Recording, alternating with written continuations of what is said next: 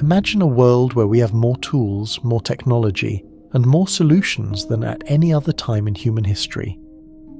Yet somehow we're becoming less capable of solving basic problems, less resilient in the face of difficulty, and more dependent on systems we don't understand. Think about that for a moment.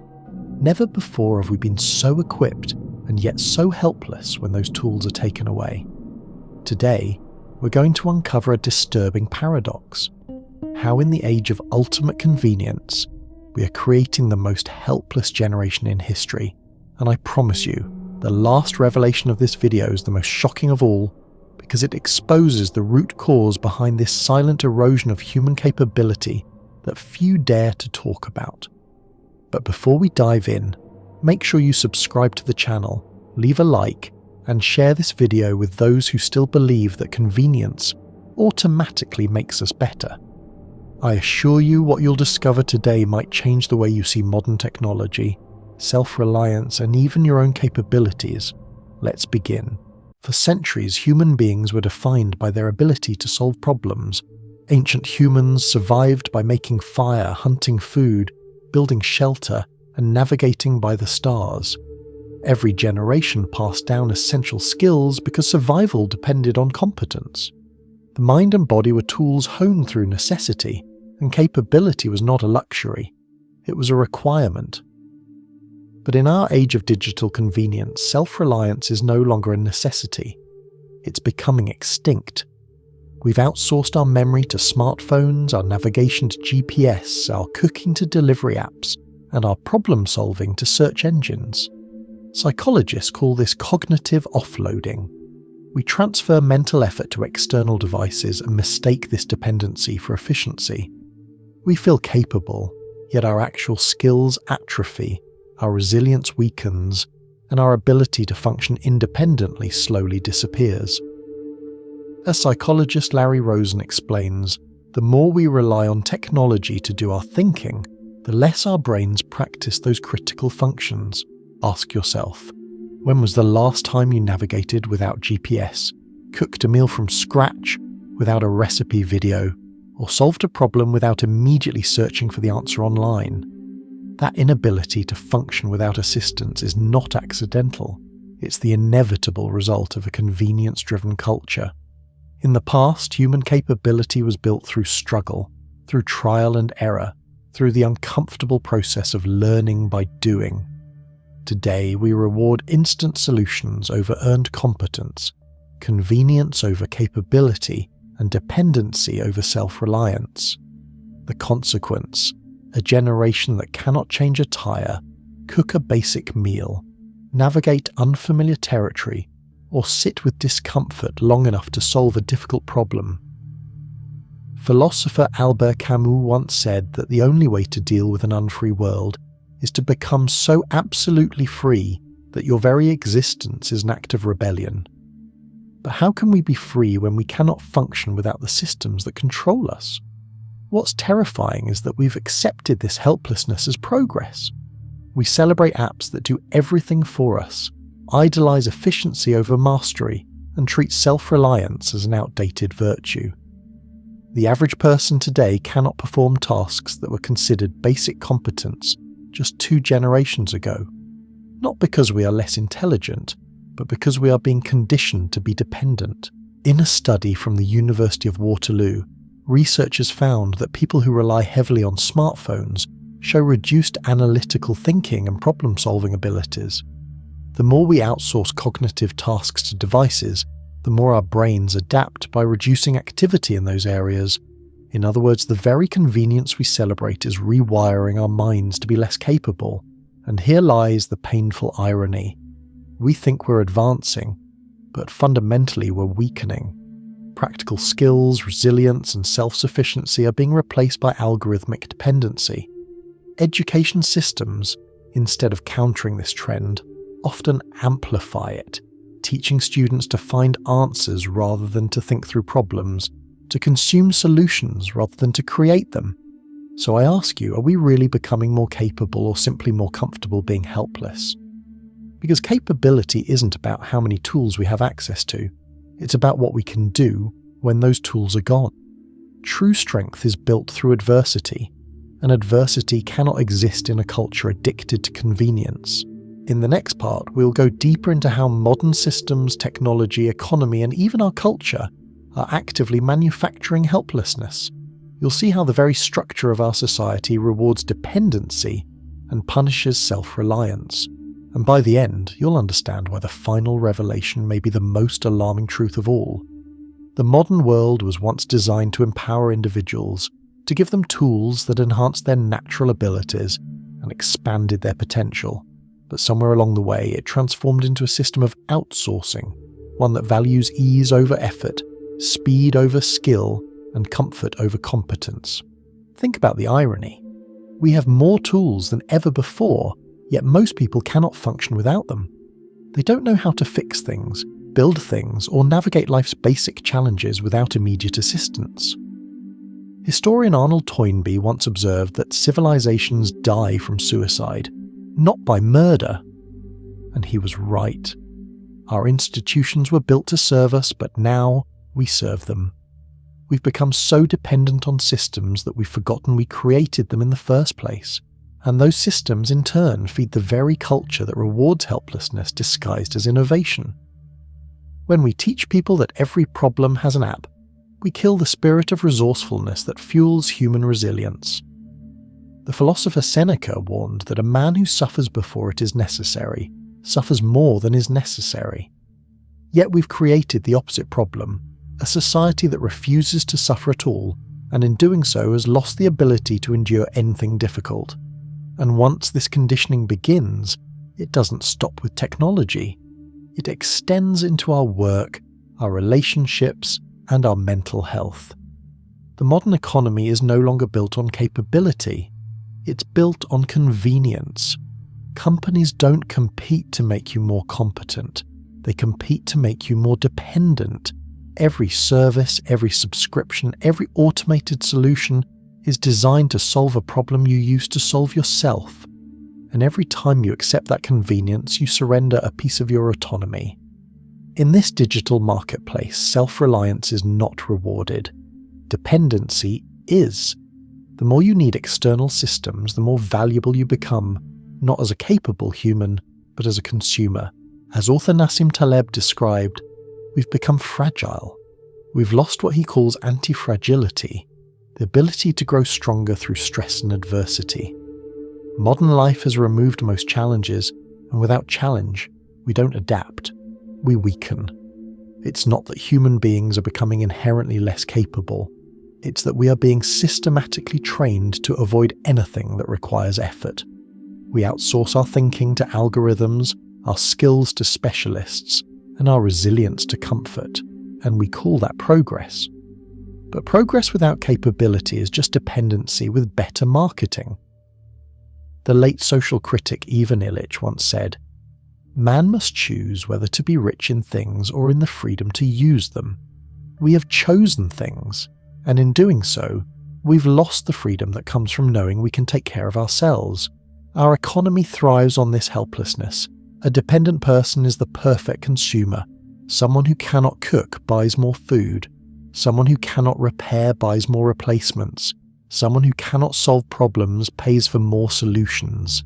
Entire industries are built on the premise that you are incapable, and while we are made comfortable, the collective competence of society quietly erodes. We are raising generations who no longer know how to build, but only how to buy, who no longer know how to navigate, but only how to follow directions, who no longer know how to endure discomfort, but only how to avoid it. The tragedy is not that people are losing skills, but that they are losing the belief that they need skills. Psychologist Jean Twenge, in her research on generational trends, discovered a sharp decline in self-reliance and problem-solving confidence among young adults. She attributes this partly to what she calls the overprotected childhood, a life where every risk is removed and every problem is solved by someone else. This constant protection has paradoxically created vulnerability. People are surrounded by solutions yet incapable of creating their own. Ask yourself this: when was the last time you felt genuinely self-sufficient? In a culture that rewards convenience and punishes effort, we've forgotten that the hallmark of capability is not having the right tools, but knowing what to do without them. And that's exactly what has been lost. The courage to struggle, the patience to learn, the resilience to endure. In the next part, we will go even deeper into the psychological and social mechanisms that make this helplessness not only possible, but profitable. You'll see how we've been subtly trained to accept dependency, to glorify convenience, and to fear self-reliance. And you'll begin to understand why the most capable people in history warned us that this moment would come.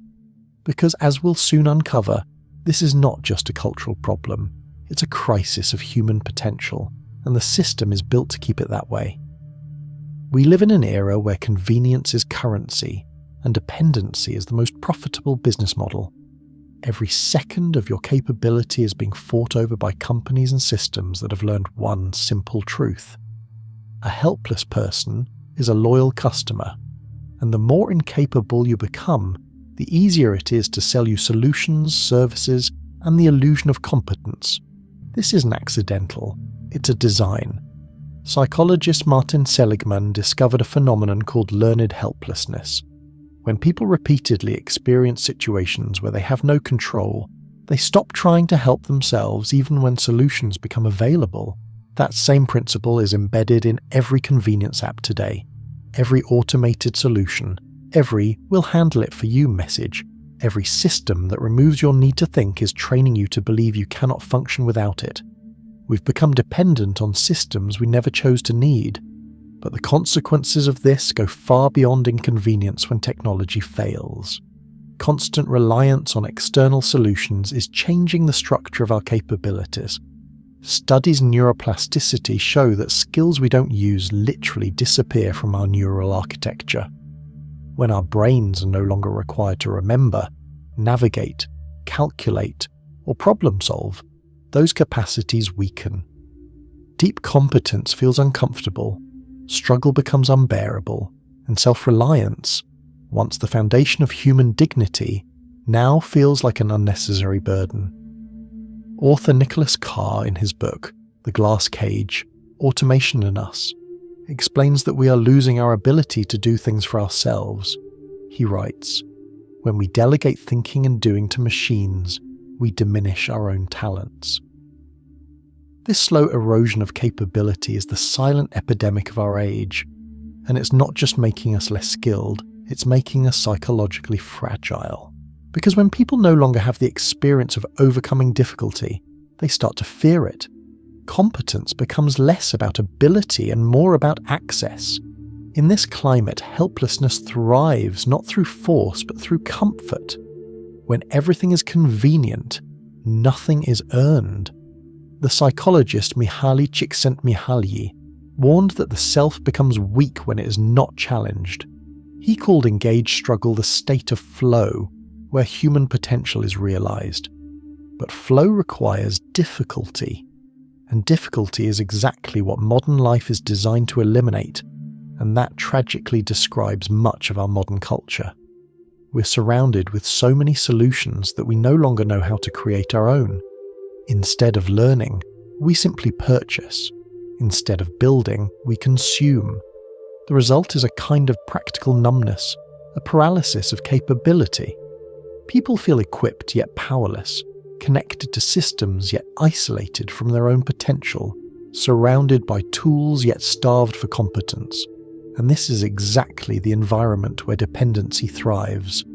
Look around. Everywhere we see the glorification of convenience disguised as innovation. Self-reliance is mocked as inefficiency, and struggle is treated as something to be eliminated rather than embraced. The more complex the world becomes, the more we outsource our capability to systems we don't understand. Psychologist Carl Jung once said, "The healthy man does not torture others. Generally, it is the tortured who turn into torturers. But we might add, the capable person does not fear challenge.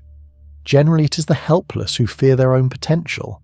And in this age, the capability we avoid developing is our own resilience. This is why self-reliance is now a radical act. To build your own skills is to resist. To embrace difficulty is to rebel. In a society built on convenience, capability itself becomes a form of power. But how did we get here? How did we build a world where the tools meant to enhance human potential became the very things that diminish it? The answer lies in how we've redefined progress.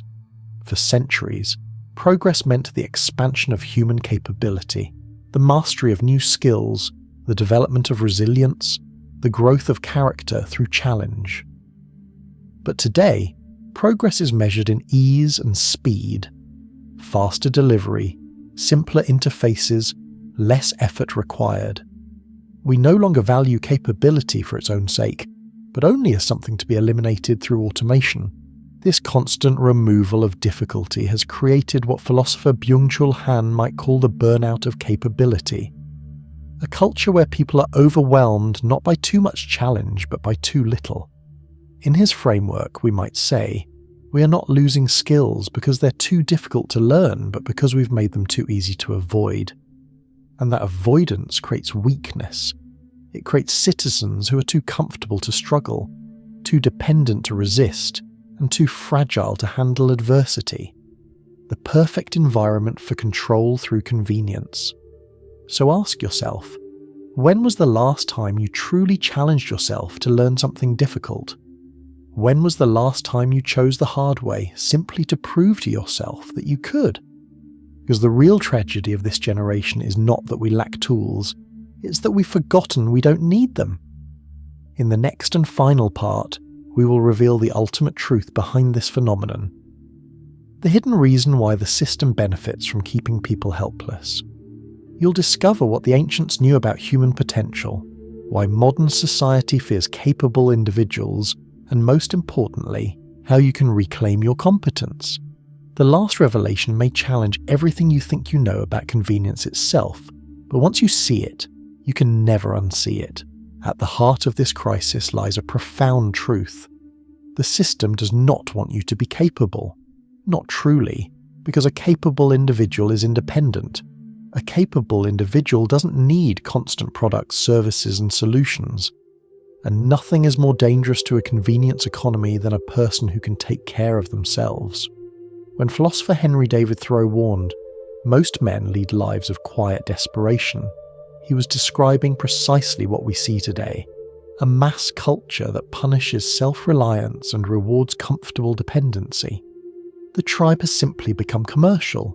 Instead of being exiled from the village, independent thinkers are now excluded from the comfort of endless convenience. We are told what to buy, how to live, and what services we need. And we obey, not because we are forced, but because we fear discomfort.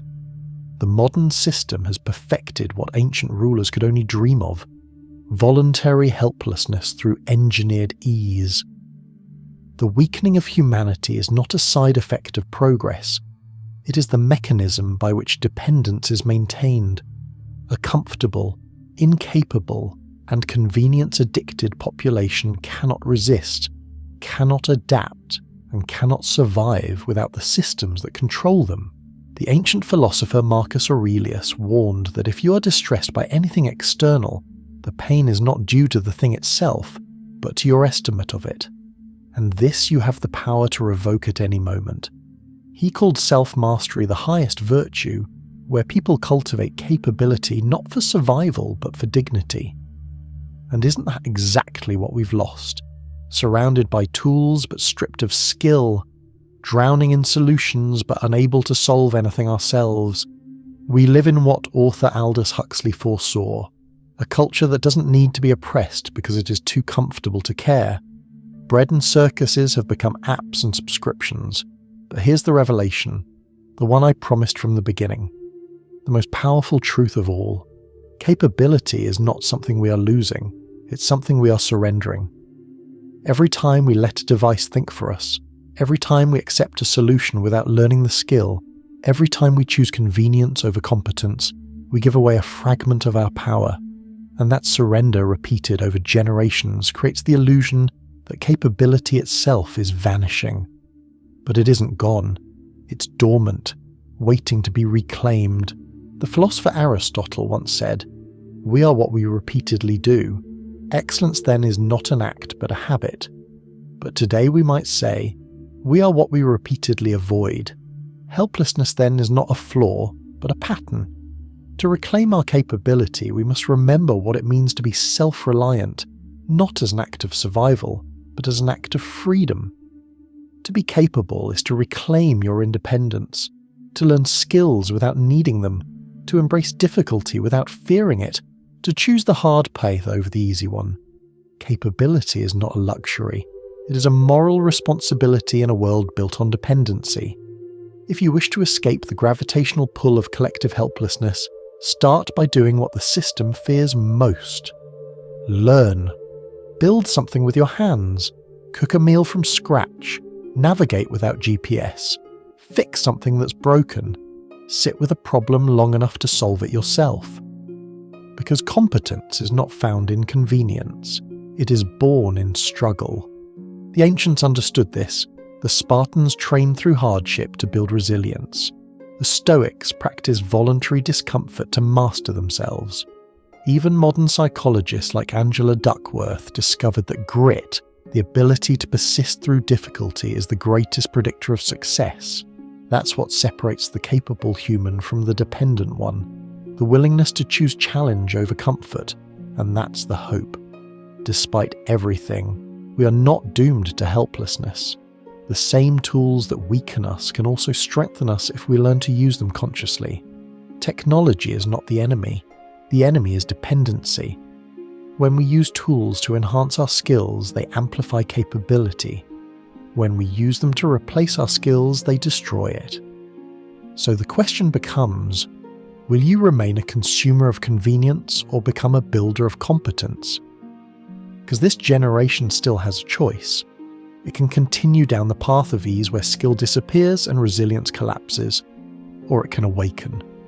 And remember that capability is not measured by what we have access to, but by what we can do without it, by our capacity to struggle, to learn and to endure. This awakening begins in discomfort. It begins when you put the app down, turn off the automation, and engage with a problem long enough to remember that your hands are not useless. They're tools, living, breathing instruments of creation capable of infinite skill. When you feed them only convenience, they wither. But when you challenge them with difficulty, with effort, with purpose, they evolve. That is how civilizations rise, not through automation, but through people who refuse to be made helpless. People who dare to imagine a more capable reality and then build it themselves. This is not just a warning, it's an invitation to struggle again, to learn again, to live capably again. Because the world does not need more convenience, it needs more competence. So as we close, remember this: the most helpless generation in history will not be the one that had no tools, but the one that forgot how to use their hands. Don't let that be us. If this message resonated with you, take a moment to like this video, subscribe, and share it with those who still believe that convenience automatically makes life better. Remind them that the real revolution begins in capability, because the future will not belong to the most automated systems. It will belong to the most self-reliant humans, and that future begins with you. Thanks for watching.